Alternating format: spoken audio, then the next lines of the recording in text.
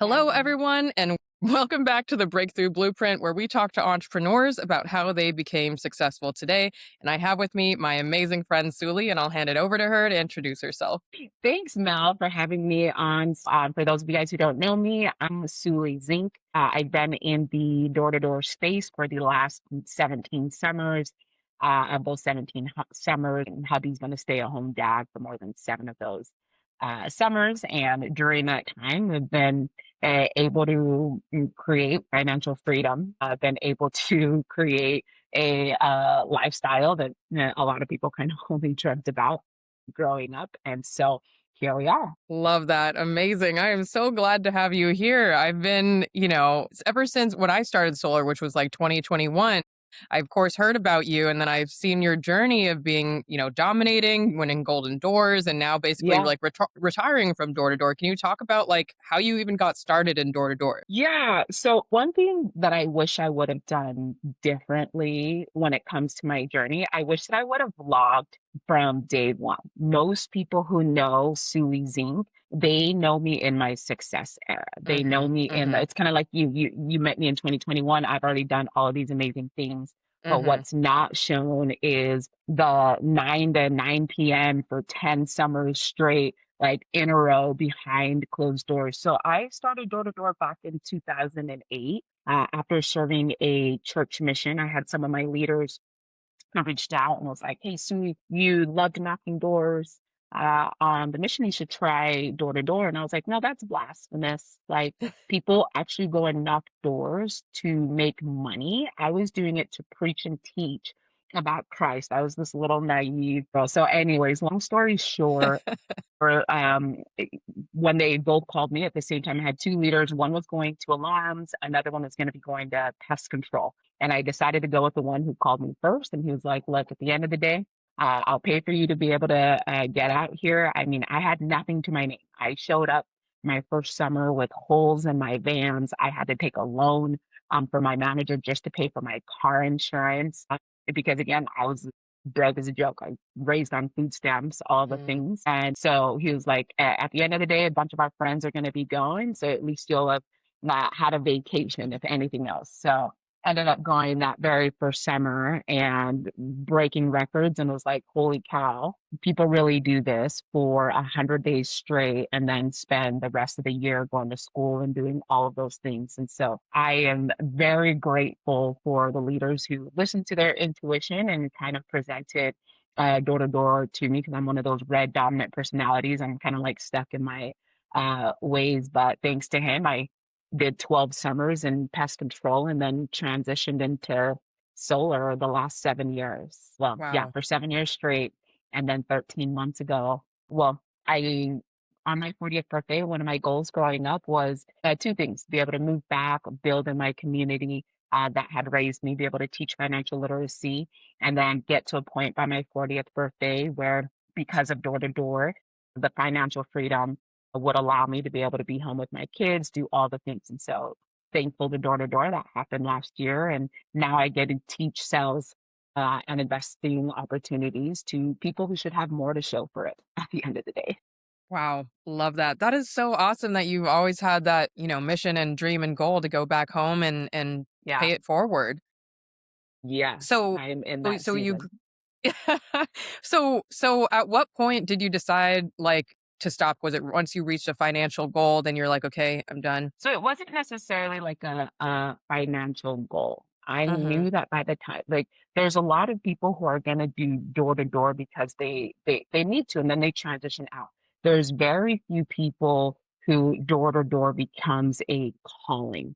Mhm. And I didn't know that that was going to be my calling. I absolutely love door to door. So to be Mhm. almost 40 years old, still running teams, knocking doors, taking my husband and kids for 5 months at a time, it was more of like a age goal. Like, hey, by the time I'm in my 40th year around the sun, I want to transition into a more impactful season in my community, in my backyard. So it wasn't necessarily a financial goal, Mhm. more it was a season goal. Like, by the Mm. time I'm 40, I don't want to be just focusing on door to door. At what point do those of us in the door to door space get to a point where it's like, okay, the money is great, Now, how Mhm. do we create impact exactly where we came from? And I truly feel like we were put here to have a lot of joy, make a crap ton of money, and turn around and create impact. And if we aren't doing that, like, why the heck are we in sales making a crap ton of money at the end of the day if we're not going to turn back around and pay it forward? So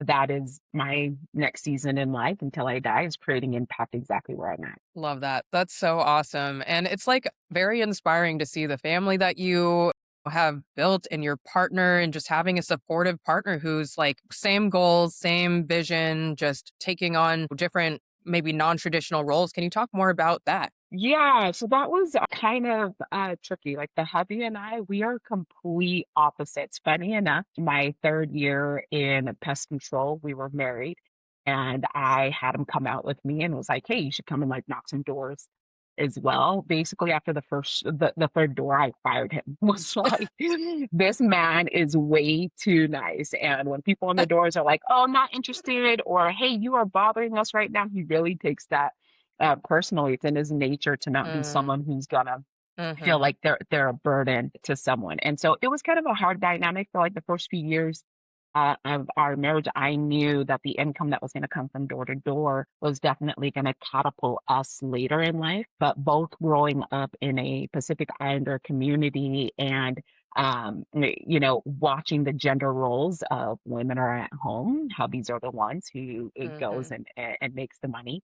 We allowed that to play a role in our thought process for a really Hmm. long time of our marriage. And then at one point, it was just kind of like, hey, which vehicle is going to get us to the freedom a lot quicker? And not like money freedom, but time freedom that allows us to be at every kid's game. That allows us to take the trips that we want to, not have to worry about the bills being paid. And we made the decision, flipped a coin on who was going to let go of their job, and it was him. So in Wow.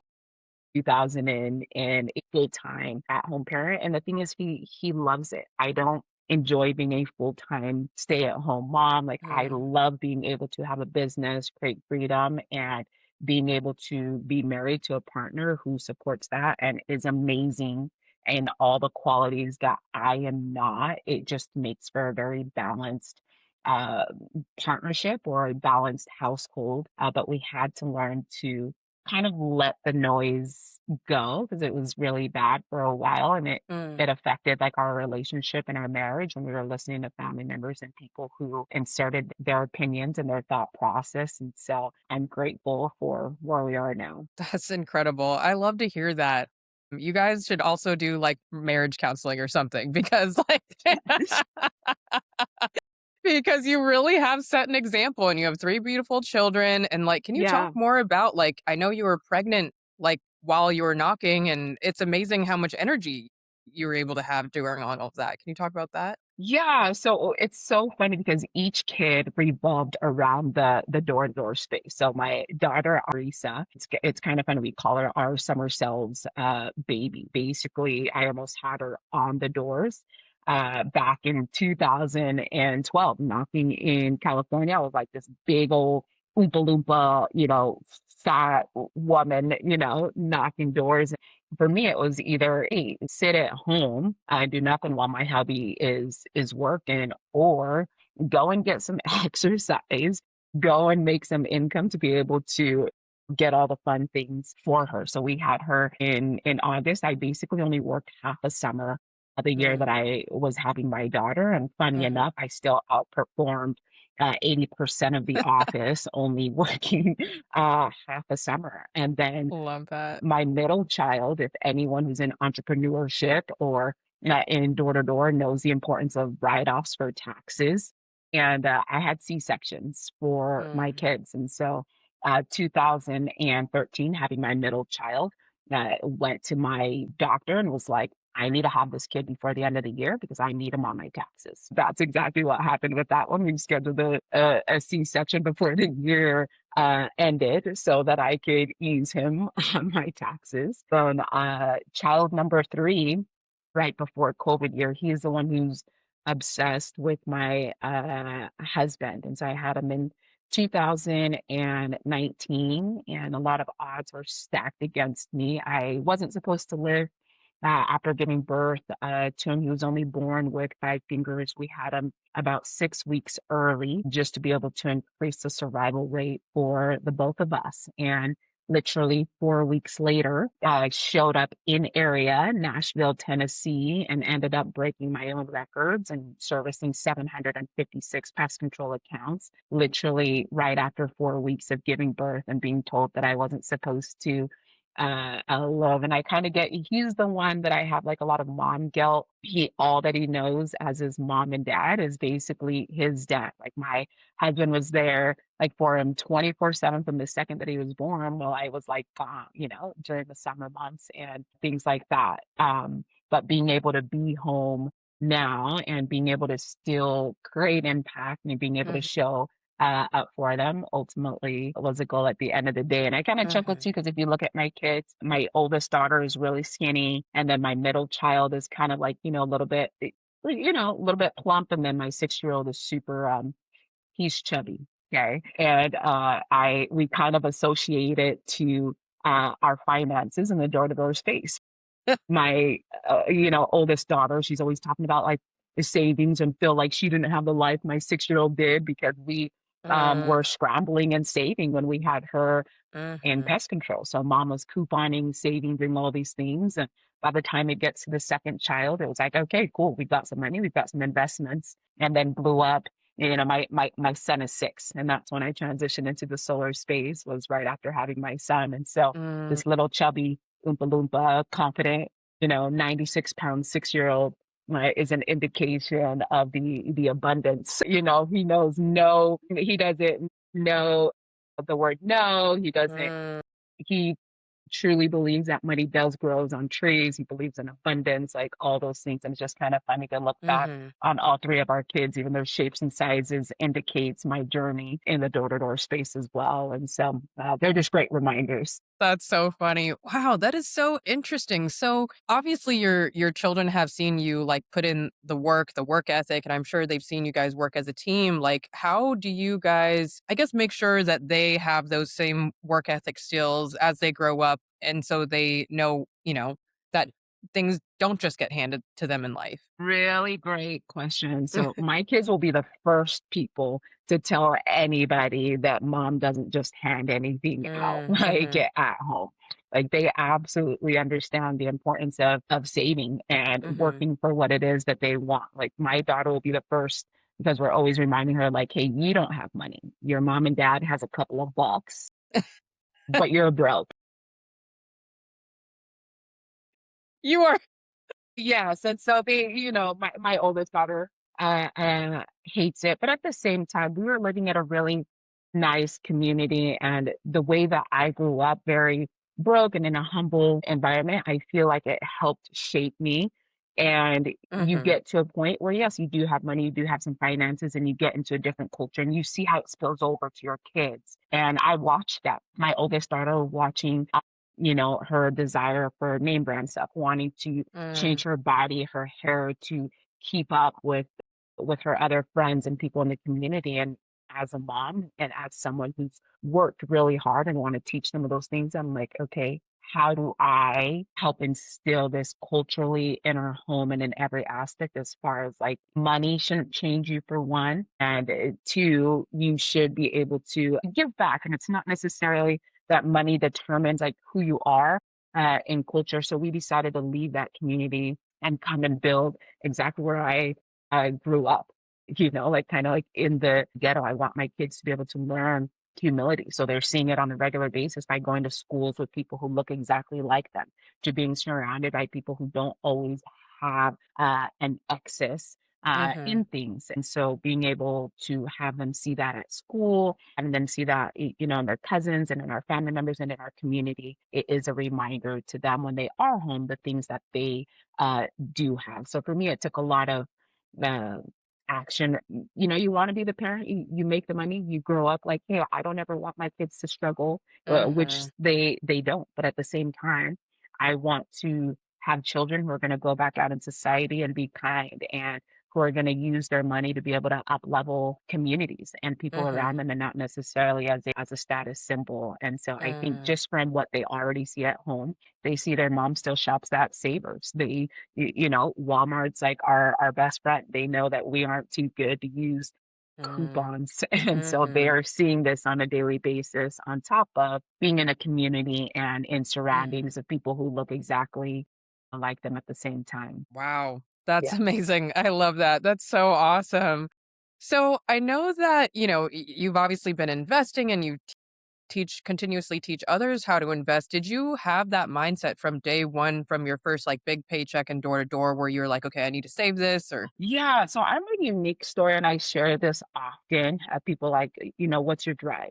When you are 7 years old and you're mm, being raised by grandparents who are spiritual giants but have zero financial literacy, and you're eating the mm, same things for dinner on a regular basis, you are sharing rooms with cockroaches, you're the people who are raising you can't afford socks and clothes from, a regular section, even at the thrift store. mhm, It's very hard to undo that. And so when I did get into the door-to-door space in 2008, one, I didn't think that this was going to create the financial freedom that it has. It was just more of like, mhm, an ends to means. I was going to school, I was going to college, I had a ton of debt. mm, And just knowing that I can use door to door to be able to pay my bills, that's what I saw it as. But after my first summer, it was like, holy cow, I could really leverage this for that 7-year-old Suli who had like the vision that her kids were never gonna need for socks on the clearance aisle, or mhm, never gonna need have to worry about having the same meal every single day mm, for 7 days. So I did have that mindset that yes, I wanted to be free. I didn't know what it was gonna look like. And so I was very frugal the first 4.5, maybe 5 years of being in the mhm, pest control space. And I wasn't even thinking about investing. It was more of mm, how do I get out of debt? How do I create stable income? How do I create a lifestyle that's just going to pay the bills so that I don't ever have to go live at home or have to, ask people for handouts. Like I never wanted to ask anyone for money. So that's kind of what my first 4 or 5 years was in the door space, and then transitioning and getting into rooms with other people who were doing things at a high level. So not only having money that was paying their bills, but it was watching them put money aside that's now taking care of their current finances. And I'm like, I want that. And I wish that I would have done it sooner. mm, In the door space is investing in myself and investing in assets. But when you grow up mhm, not seeing a lot of financial literacy in their own home, you have a scarcity mindset. And I saw that in my money management. To the mm, first 5 years, it was all about saving and getting rid of debt. It wasn't really about letting it go. And now I'm at the point of like, okay, what investment you got? I'm just in the season of just throwing money everywhere and letting it do its thing over time. And so I'm grateful for a lot of those lessons, but it wasn't just this one big paycheck that was like, oh, now I'm gonna invest. It was more of seasons in my door-to-door journey that was like my mind shifted from saving and getting out of debt to, okay, how do I create passive income so that I don't have mm. to be on the doors if I chose not to? And that took another, 10, 12 years of building as well. Amazing. Wow. So can you talk about like some of your favorite investments that you've made? Okay. So a lot of things that are just super easy that I feel like one is going to just be stocks. A lot of people don't recognize that they can simply get up off of their couch, go to their banks, and just Mhm, change having a traditional savings account into a high yield savings. But one of the biggest, most fun things for me has been putting vehicles on a rideshare platform. I didn't realize being a seven-figure earner that you have to shift your mindset into how to uh, play the tax game and getting into rideshare, getting into real estate, you start shifting your thought process around, hey, what is going to be in the best interest of your business? And so having 11 vehicles on a rideshare platform basically gave me a $7 refund for the last 7 years as a seven-figure earner.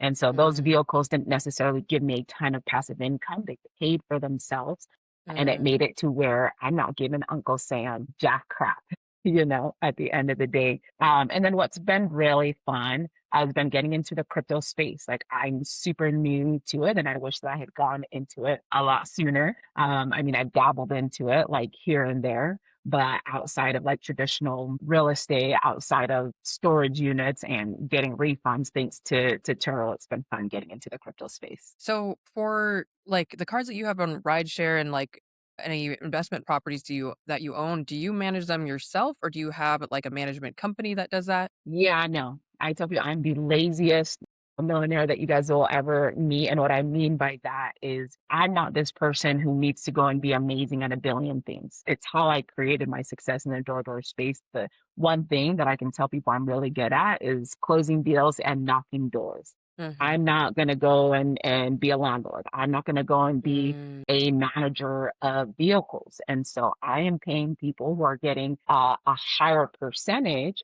but for me, the time freedom and the not yeah. having to worry about calls at 1, 2 a.m. at the end of the day is more valuable to me than an extra few $1,000s that I would get if I managed these things by myself. So no, I Mhm. have rideshare platforms that manages my vehicles.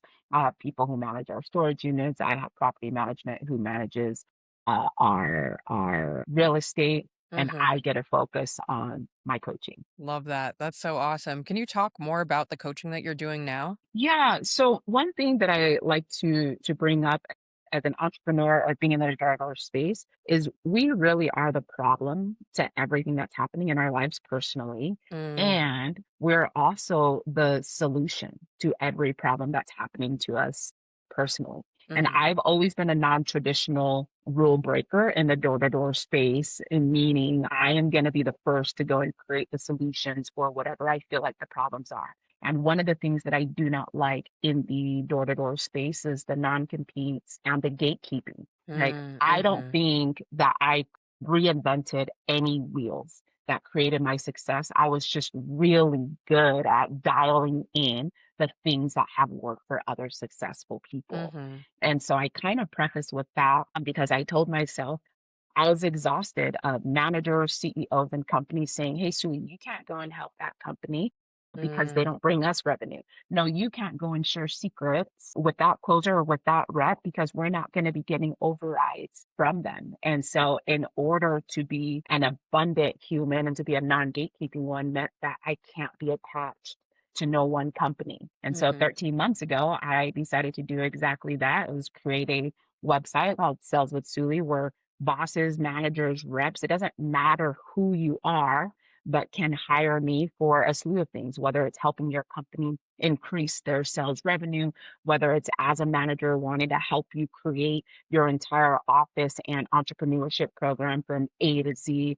or if it's just that rep who's wanting to up level their skill set in an office. Like I no longer am attached, so I get to work for everybody and nobody at the same time. I get to say yes to clients and people that brings me joy, and I get to say no to people that don't, because I don't need them to pay my bills. And it was a little tricky too because I absolutely love and adore a lot of mentors and coaches in the Mhm. door-to-door space, but I do feel like that there are a lot of watered down programs, meaning they want to Mm, have the masses, they want to charge all these big amounts because their lifestyle is dependent on the number of people who are a part of their program. So I never wanted to create a program that felt like I needed X amount of people to pay my bills. I only wanted to get into the coaching space as a way to bring me joy and still be able to create impact, but not needing it to pay my bills. So within my coaching program, I'm kind of transitioning into my summer program, which is a 5-month program.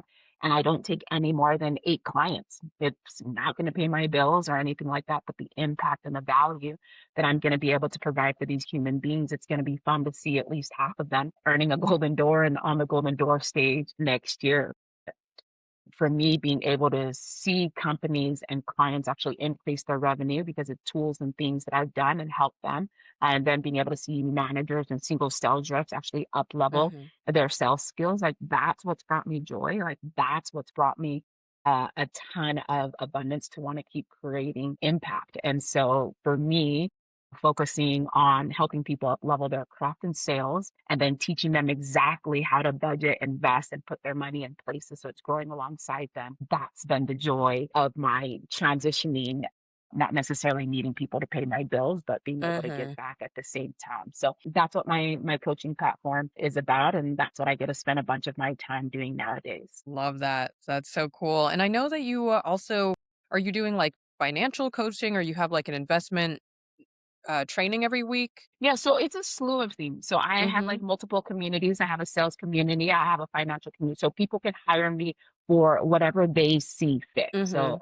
a lot of times on Fridays, companies are having me on their mastermind calls to be able to teach financial literacy. But yes, Mm. I wanted to be able to create a community that was gonna fit the mold of where I grew up. Most people where I grew up making $7,000 a month is kind of like a dream or kind of like a goal. And so I wanted to be able to create a community where I can teach people to take really small steps, but they don't have a ton of money. They can't really afford my mentorship program, but it's Mhm. like a small entry to be able to be a part of like the community that's going to teach them like small steps. It's not like I'm doing different things. It's just all in alignment under my umbrella of a sales and investment coach. And depending on the Mm. community, the company, the reps, the business, they can hire me for a slew of things. But I really am focusing on my financial community this year because what I have found in the door to door space is the amount of people who are broke and don't have anything to show for it is Mm. really eye-opening when I'm like, "Hey, you can invest here with $1,000 or 500," and they don't have that to their name. I am like, "What are we doing as leaders, Mm. as managers, as CEOs? Why aren't we teaching basic financial principles to our reps so Mhm. that they decide to stay with us, not necessarily choose to because they're broke?" So I guess my umbrella is just very broad. I tailor Mhm. everything dependent on the community, the business, or the company that's hiring me. Well, that's awesome Yeah. that you just genuinely care so much about other people because a lot of I'm sure there are a lot of leaders in the industry who know that their reps don't have a savings or aren't investing, but Yeah. they're not doing anything about it. Like it's not their problem, right? Why should they Yes. care? They're as long Yes. as they're making the overrides, the reps are working Yep. and knocking the doors and everyone Yep. it's beyond what's asked of you or expected of you, but, like, that you have that, like, desire to serve people is so amazing because that's what the industry needs. That's what Yeah. the world needs, honestly. Yeah, no, 1,000%. Don't get me wrong. I was one of those like I don't like the Suli the first 4 or 5 years of my Durbar space. It was a lot of scarcity. It was a lot of Mm, gatekeeping. I was all of those things that I don't want to spill over to other mm, people. So all the learning and the growing, I feel like I'm kind of in the season of like making up for the scarcity mindset that I bought into my first 4 or 5 years. Like, no, I'm not going to role play with this girl because she's in a different company. No, I'm not going to help this leader because she was there. Like, I was there. And then I also saw the results that came from it, like the scarcity mindset, the everything like that. And then when I watched the abundance of wanting to give more value than what was asked of me, it definitely played a role in finances and growth and teams and mm, everything like that. But I was not the perfect Suli that I feel like that I've learned and grown from like mhm, in this moment. Like I was mhm, definitely the same thing as managers and reps and CEOs wanting to keep reps broke and coming back mm. summer after summer. Then you get to a point and recognize like how much better would people show up if you were giving them more value outside of just commissions. Totally. Yeah, that makes so Yeah. much sense. And I think, a lot of us, like I grew up in an immigrant home. I definitely had a scarcity mindset. My parents, I love Yeah. them and they've managed to do well for themselves, but they still have a scarcity mindset. And I, Yeah. have to separate myself from that energy sometimes and that mindset because it's contagious that it can bring you down and put you back in those old ways of thinking. But like it took me a long time to understand, even to learn about what a abundance mindset was. Maybe I did learn about that in the last like 5 years or so, but it took a long time because I was also raised with the messaging, even though I think there was always more money than they led on to believe. It was like, no, we can't afford that. That's too expensive. Like, well, don't get influenced by your friends just because their parents are buying them that. Like, Yeah. that's not us. Like, don't get into this. Like, they would just sort of demonize these things. And I get like, not wanting to have this glamorous life where a lot of door to door reps will just buy a fancy car or a Rolex because they're trying to keep up with the Joneses. And I totally Yeah. understand that part of it. But a lot of the messaging for me was like, um, you know, exactly, the gatekeeping. We don't talk about money. And it was just almost like Yeah. this shame and guilt about it. So it took me a while to like unlearn, and I'm still catching myself unlearning these Yeah. things. But it helps, listening to podcasts and seeing people like you and other people just being open and abundant and generous with their time and energy and advice. And that's what I've tried to do with this podcast, is to share what I'm Yeah. learning in real time along with other people who don't have, the right mentorship or role models in their lives as well. No. And I definitely agree. And by all means, I'm still learning and growing. Again, it's why I wanted to be off on my own. Like the more that you stick around that scarcity mindset or the people who think like that, the Mhm. harder it's going to be to step away, which is why I look back now and I probably should have went off on my own a lot sooner because I love Mm. it here. It's definitely a lot more abundant. No worries. That's Mhm. awesome. And I know that you've invested in yourself and other types of coaching before. What were some of the best like types of coaching you received? Yeah, that's a good question too. Because again, if I were to go back and do things differently, one, it would have been investing into myself a lot sooner. I was so Mm, cheap, thinking like broke mindset and everything yeah. like that. But there is one one-on-one coach that I had and absolutely love, Coach Kirk, investing probably by like year three, where I was getting a lot of just one-on-one coaching and deep dive. He was one of the reasons and one of the examples for why I wanted to get into one-on-one coaching whenever I was going to be financially set and Mhm. ready, because the impact of doing one-on-one versus like a group setting was very massive for me and in my growth. And then Mm. masterminds and being around other people, that one has nothing to do with door to door and nothing to do with people who are getting overrides off of you, Mm. really changed my mindset in where I was going to be placing money. And I think doing that like really early on, and I can't say early on because I felt like I was late, but probably like 8 years ago, started getting into financial masterminds that Mm. had nothing to do with my space, really created that abundant mindset of like, okay, I was really utilizing all of my money and figuring out all the other places to put it because I'm in rooms of people, one, who aren't in door to door, and two, who are Mm. just spending 80% of their time figuring out places to put their money. And that's Mm. where I learned a lot of things about investing. And those are the same things like people in my community can't afford these masterminds. And so I'm trying to implement a lot of the Mhm. things that I've learned, that I paid hundreds of thousands of dollars to, and now giving it out for free Mm. now on a regular basis, but it wasn't even mine to begin with. And so Mm. it's not mine to but I think my one-on-one coaching that I've got, and then the masterminds has definitely opened up my thought process and mindset in the investing realm for sure. Wow, that is so awesome. One-on-one financial coaching. Are you still receiving coaching now? Yeah, so I'm still in a couple of masterminds like right now. And then yes, like I tell people all the time, even coaches need mentors.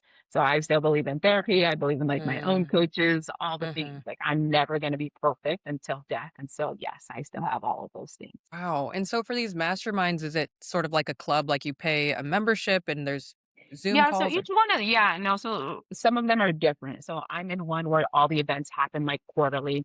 So it's like a bunch of business owners, seven-figure earners, billionaires will come, 3 days wow. at a time. And we're picking each other's brains. There's a lot of different teaching and things like that. So that happens quarterly. And then yes, I'm in other ones where it is going to be like Zooms where they're teaching like the different, I don't want to say like shortcuts, but like hacks to Mhm. how to grow your money a lot quicker into different types of investments. And so those are a lot of like group calls there. And then as far as like my one-on-one coaching, yes, I'm very virtual. I'm not going in person to do anything like that. So those happen on a weekly basis with I love that. That's so yeah. awesome. So, are you gonna be, like, speaking at events and conferences or things this year? Yeah, so and that's another thing that people can hire me for. Like they'll hire me for speaking engagement. Matter of fact, I'm heading to one uh tonight, just right here in my very own backyard, where someone has paid for me to come and speak about entrepreneurship. And yes, that's basically once or twice a month. People are paying me. I'll go out to their state and whatever, and I'm doing speaking engagements. But that is what I'll be doing a lot of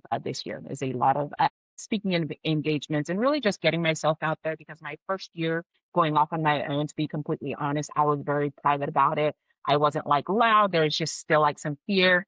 and insecurity. So all of my clients were referral based. Now I'm kind of transitioning into more publicly sharing like what it is that I am going to be doing. So yes, there's already a few events that I'm already booked forward to speak. And then I'm going to be spending a lot of time for my mentorship program, my Golden Door program, helping these 5 to 8 clients be able to obtain their golden door while still being plugged into my financial community and sales community. Love that. That is so awesome. Wow. I'm Yeah, so glad that we were able to do this today. And just to no, wrap of things course. up, do you have any advice for people that want to be where you are in life?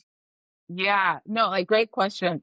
So I'm always trying to preach to people using whatever you're really good at as a Mm, time to be able to up level your financial IQ. And what I mean by that, no one physically loves the act of knocking doors. What I looked forward to during those 100 days of leaving for the summer is there was no noise, there was no interruptions to my learning, meaning I used the door to door. I used 100 days to listen to podcasts. It was going to be the audiobooks. It was going to be my personal development during the mundane times became exciting times that I was looking forward to because that was my financial education. That was my personal development education for free, mhm. basically. And so I utilizing the time or the space where you are focusing on something that you're really good at and habit stacking during that time to get into podcasts, getting to books that are going to help up level you as opposed to focusing on the noise or the FOMO of people who are doing all of these things because you're going to get to a point where you're going to be a lot further and those people are still going to be in the same boat that they were 5, 10 years ago, when you started your journeys. Utilizing your door-to-door space time or utilizing, if you are an entrepreneur, your car rides to work or your car rides to the office to actually up level your financial IQ is going to be my piece of advice. Amazing. Well, thank you so much for joining Yeah, me today. of course, Mel. Thanks for having me on. If anyone wants to find me, I do have a podcast called Sales with Suli. Tons of tips on there. You can also find me on my Instagram, Female Knoppers Unite. Amazing. Thank you. And for everyone else, please tune into the next episode of the Breakthrough Blueprint.